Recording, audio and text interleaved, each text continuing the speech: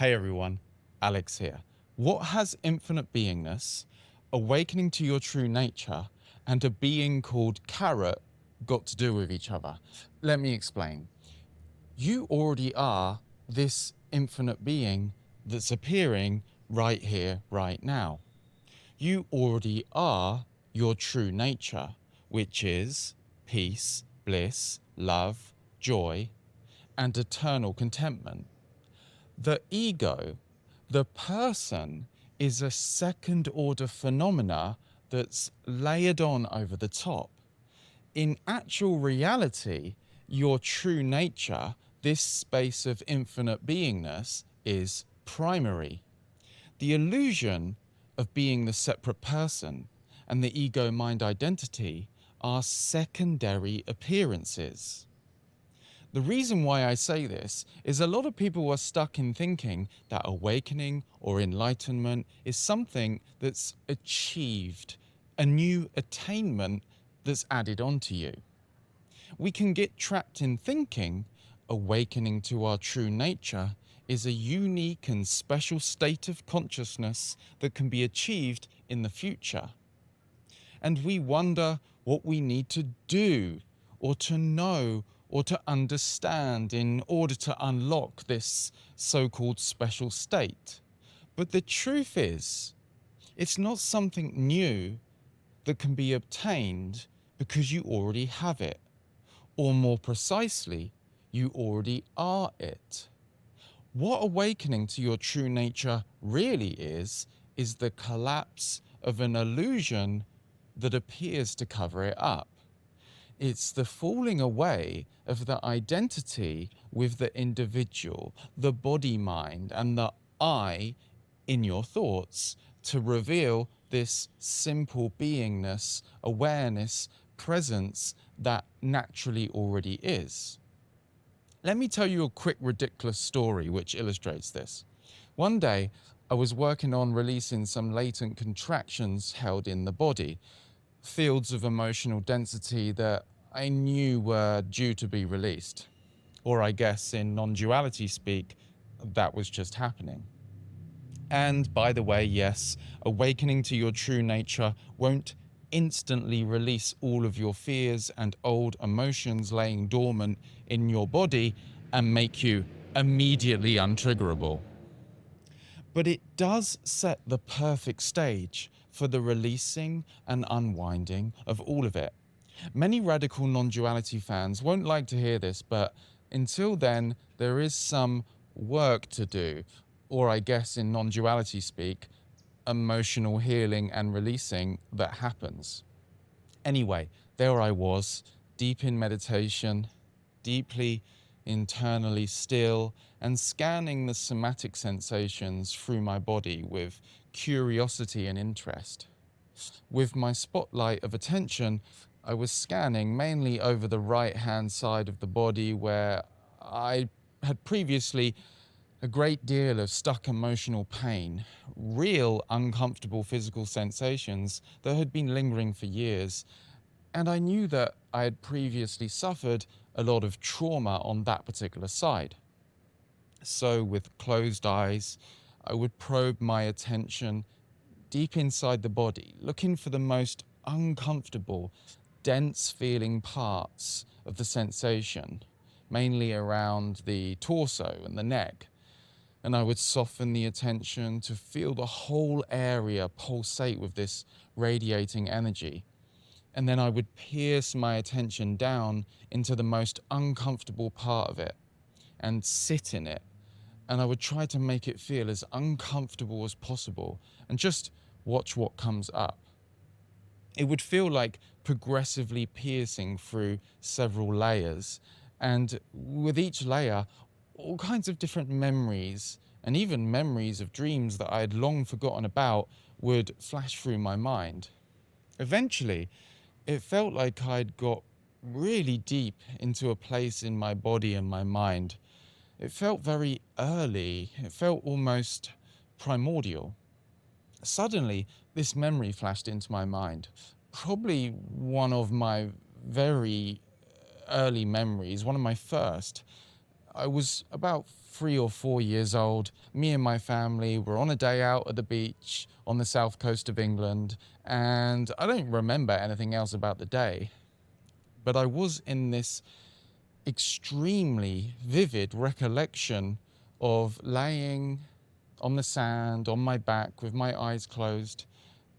So all I could see was this red field of dancing lights, that kind of moving, morphing static that you get behind closed eyelids, but illuminated as bright red by the sun beaming through my closed eyelids.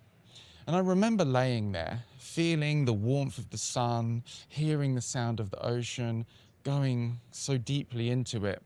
And it was like I was almost there.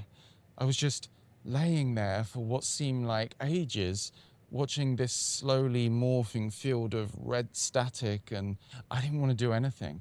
There was no past, no memories, no future, no anticipation or desire for anything else. There wasn't even a me. People spend decades meditating, trying to get into this state, and there I was, about 4, simply resting in pure being for what seemed like a timeless eternity.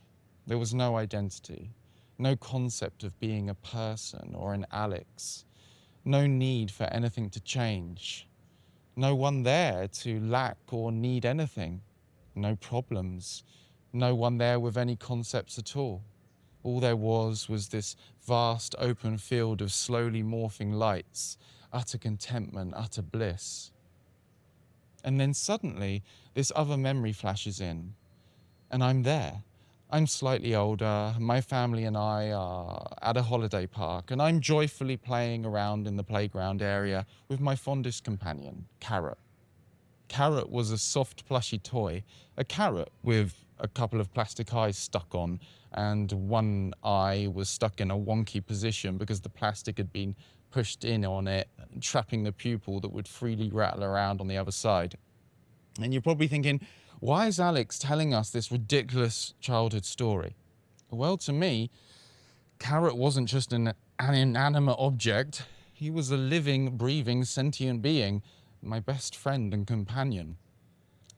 But at one point, I left him for a few minutes in one of the little playground houses, distracted by a few of the other kids. And when I returned, he had gone. Someone had taken him. I searched around for ages, screaming, "Carrot!" pining for his return. But as the sun set and day turned to dusk, I realized I had to call off the search, and he was gone forever. The utter pain, the unbearable guilt for leaving him alone. It was the first time I remember feeling a feeling so painful.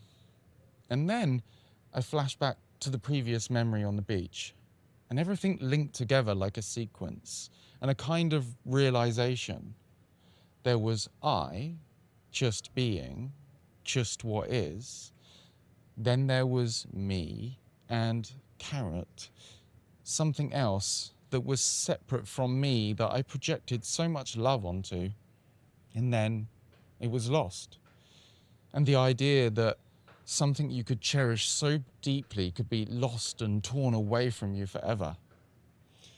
And then it was like the sequence moved forward in time. I'd never thought past that event. And now time was moving forward, and I have this vision of this little girl finding Carrot and picking him up. And there was this notion, perhaps someone else picked him up, perhaps some other kid. Perhaps he was loved and cherished by some other. And these thoughts flashed into my mind that I didn't quite understand. All I wanted was for you to have him. All I wanted was for you to have him. And it sounds ridiculous, but as these thoughts resonated through my mind, there was this huge emotional release. It was like I had touched one of the original wounds of separation, and this kind of non-dual revelation being reflected in these words. There was just me, and then me and the other. And the other could be taken away from me. The other could be lost. But nothing's really lost. Nothing was ever gained. and nothing was ever lost. It all appeared within me, and it all dissolves back into me. All I wanted was for you to have it, and you have it, because I am you, and you are me. The forms appear in being and disappear into being. Nothing's lost, nothing's gained. All there is being. And I'm there again, laying there on a sunny day at the beach, and all there is the red light show and blissful, contented being. For all I know, Carrot could have ended up in the trash, which would have been a bit sad, I guess, but it wouldn't have mattered either way. Transformation is internal. The point is, we often position awakening as our true nature, as this thing that's separate from us, a state that's out there in the future to be achieved and added onto us. We long for this presence, this contentment, this bliss of simply being, but we turn it into an object to be attained. But it was always there all along. It was just covered up by all these concepts of being a separate me and there being separate others. And over the years, all these layers of memories, hopes, beliefs, concepts, and dense feelings reinforce this apparent sense of me to seemingly completely obscure our natural, timeless essence, this beingness that's right here, right now. And this beingness was here first. The appearance of a body and mind, the concept of being a separate, limited person, came in second. Just like with a computer game, the screen is there first. The appearance of the character is an appearance on the screen. The screen is the primary reality. The character is a second-order phenomena. And then you can get so absorbed in the game that you overlook and completely forget the screen. It's like you are the character in the game world, being emotionally pulled around by all the ups and downs in the game. And then the game isn't so fun anymore. It turns into a nightmare. And all of your power-ups turn out to be completely useless, and you're looking for a way out.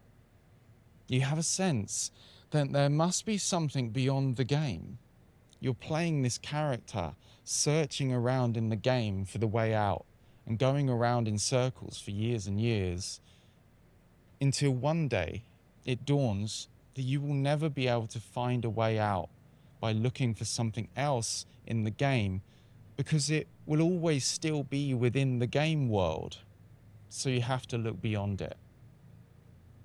And all of a sudden, you see the screen. You see the beingness, the awareness that was bringing the whole game into existence. And you are that. You never were the character. You always were the screen. The untouchable screen of awareness that's completely undisturbed by what happens in the game. Now you watch the game unfold, and you play as the character again, but now you're not identified with it.